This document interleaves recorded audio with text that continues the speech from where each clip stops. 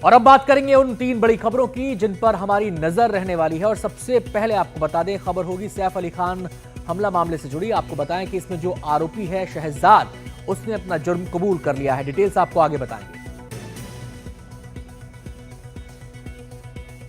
और अगली खबर के तहत आपको बता दें कि अब हमास ने इजरायली बंधकों को छोड़कर पहली बंधकों को छोड़ने की शुरुआत कर दी है। ये फेजेस में होगा, इस पर लगातार आपको अपडेट हम देते रहेंगे। और तीसरी बड़ी खबर है कोलकाता रेप एंड मर्डर से जुड़ी हुई। आपको बता दें कि इस मामले में जो आरोपी है संजय रॉय, उसको दोषी करार दिया गया है और उसकी सजा का आज ऐलान किया जाएगा।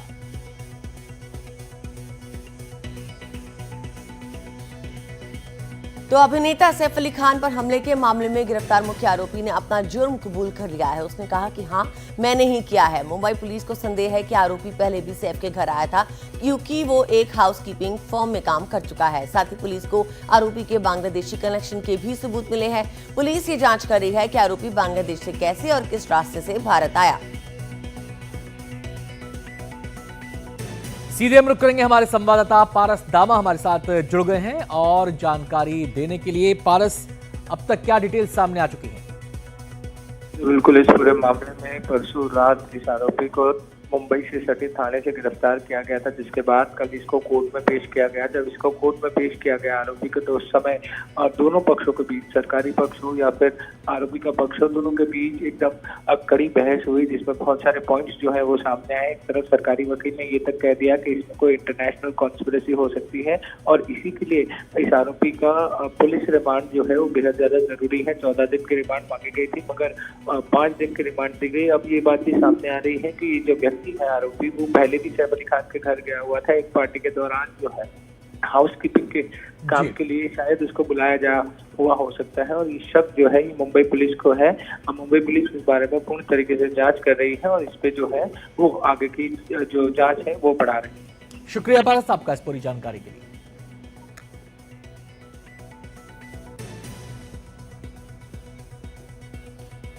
और आगे बढ़ते हुए आपको बता दें, गाजा में इजरायल के साथ लंबे संघर्ष के बाद युद्ध विराम लागू कर दिया गया है। इसके साथ ही रोमी गॉनन, एमिली डैमरी और डोरेन स्टीन ब्रेकर को हमास ने रिहा कर दिया। तीनों महिलाएं इजरायल की सीमा में पहुंच गई हैं। हमास ने इन तीनों बंधकों को रेड क्रॉस के हवाले किया था, फिर उन्हें इजरायल डिफेंस फोर्स को सौंप दिया गया। इजरायली बंधकों की रिहाई के बाद अमेरिकी राष्ट्रपति जो बाइडेन ने कहा कि इतने दर्द और विनाश के बाद आज गाजा में बंदूकें शांत हो गई। गाजा युद्ध विराम समझौता सफल हो गया।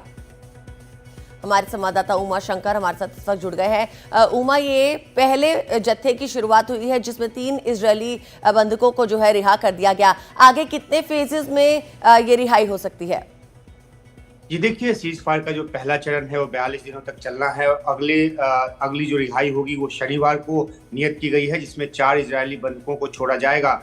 कल जब 3 इजरायली बंधकों को, जो कि महिला बंधक हैं, उनको छोड़ा गया, उसके एवज में इजरायल की तरफ से 90 जो फिलिस्तीनी कैदी इजरायल की अलग अलग जेलों में बंद थे, उनको ऑफर के जेल में ले जाकर उसके बाद देर रात, आधी रात के बाद वहां से बसों में भरकर उनको वेस्ट बैंक भेजा गया। तो ये डील का पार्ट है कि हर एक बंधक के बदले तकरीबन 30 के आसपास जो फिलिस्तीनी कैदी हैं, जिनमें कि कई आजीवन कारावास पाए कैदी भी हैं, उनको छोड़ा जा रहा है। काफी असमंजस की स्थिति कल देर तक बनी रही, जब 3 बंधकों को रिहा करने में देरी हो रही थी, रेड क्रॉस को सौंपने में देरी हो रही थी।